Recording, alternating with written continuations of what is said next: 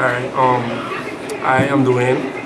Um, for the last tournament, I ran macro rabbits, and I think it went pretty well. I mean, I only lost one set in the whole tournament, and I ended up fighting the five fist deck again for championship, and I won it. So I feel like the deck is pretty solid.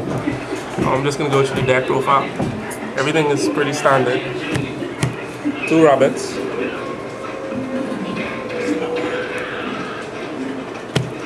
What? Slower. I have the three vanillas, Sabosauruses, and the other three Kabazoos. So, and you have the tour guides. I only ran two tour guides. I didn't have need to run any tour buses or any other tour guide targets, because normally if they veiled the tour guide, then by the time I draw into the other one, I was already in control of the duel because of rabbits and the other cards that are in the deck, anti-meta stuff. I run three Giraffe Boibas.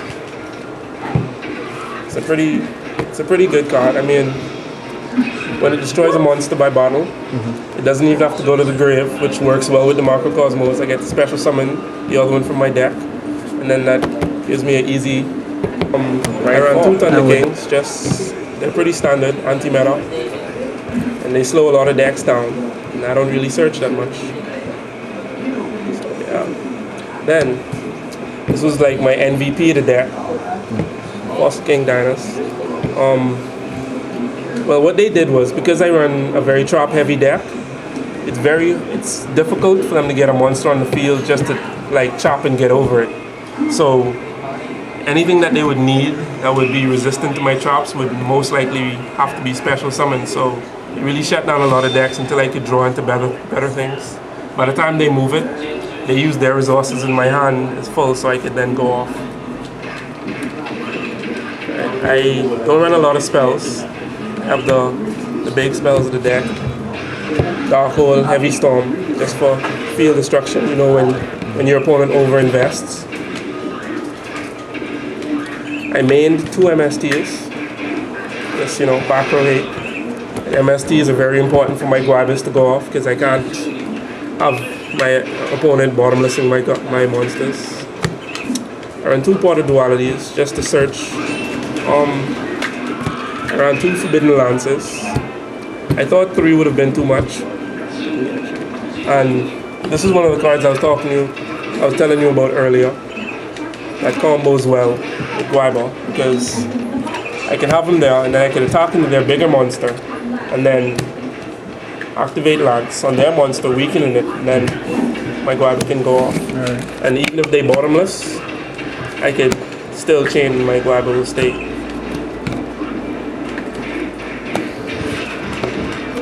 And I ran one Ghost Sarcophagus for the tour guide rabbit combo.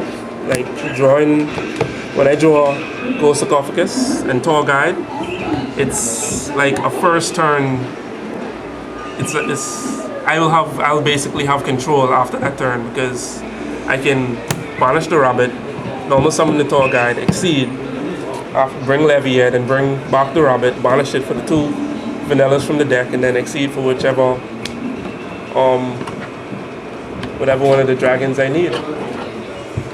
Alright, on to the traps. This deck was very trap heavy. I mean, the traps were really what really got it done. The main trap is Macrocosmos.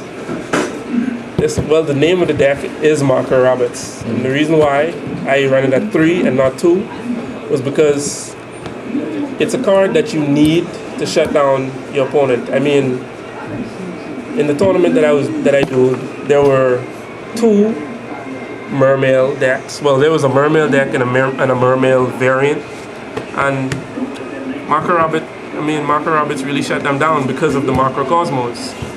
So it was really good, and they also shut down Fire Fist.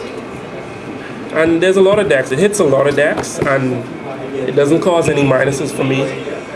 If anything, it helps my deck out. So I figured using 3 would have been perfect. And plus, if they MST one, I could always have another one set to chain it. And if they heavy storm, then that's what Solemn and Starlight Road is for. Yeah.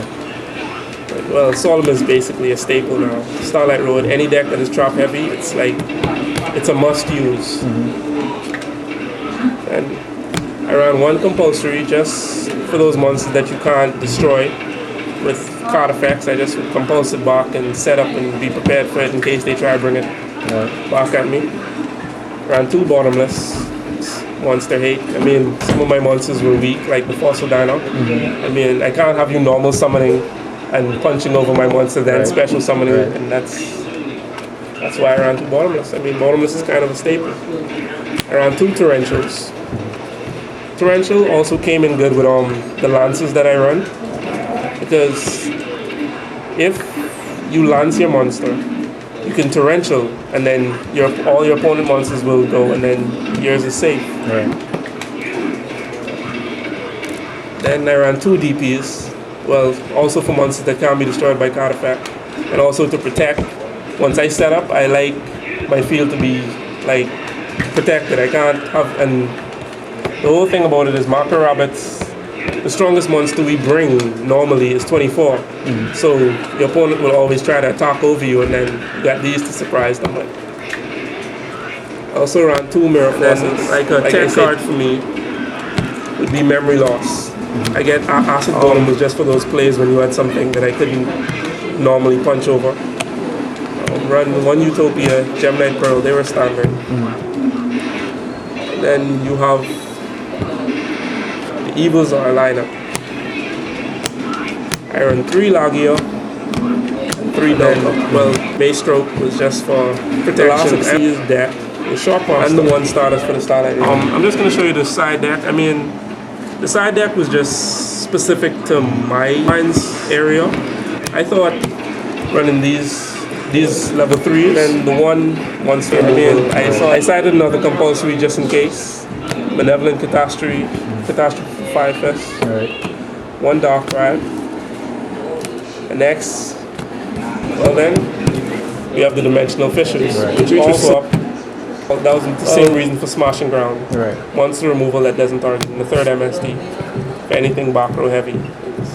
Alright. That was basically it. So cool.